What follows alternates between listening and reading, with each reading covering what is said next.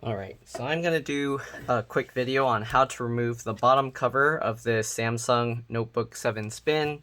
It's also known as the 740U or the model number NP740U3L. Okay, so first what you want to do is get a PH1 screwdriver and remove all 10 screws from the bottom. So there's 4 up here, 4 down here, and 2 on the sides. Once you do that, just rotate the screen.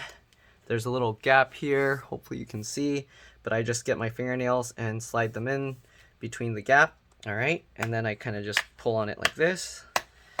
Okay, you can use a pry tool if you don't have fingernails, or just wait till your fingernails grow out. Okay, once you do that, you want to go all along the sides as well. Let me see if I can show this. Okay, so you go all along the sides as well. Okay, make sure you don't have anything plugged in like the SD card, micro SD card, or any of these things. Okay, so just go like that. This side is kind of more difficult to remove, so you can kind of leave this side for last. So I'll show you what I mean. You go all the way around, go to this side with the USB ports. Okay, same thing, pull it apart. And then you'll get to this back cover part here. So the way you remove this, because these clips, they're kind of hard to reach, you can't really slide your fingernails in. What you want to do is lift up this cover, and you pull the cover towards yourself this way, while you kind of lift up. So as you can see, like this, let's see if I can show you, but you basically pull the cover towards yourself. Okay, if you can't do it that way, you can, once you get over here, you can kind of push the cover over that way, as long as you're pushing it away from the hinge.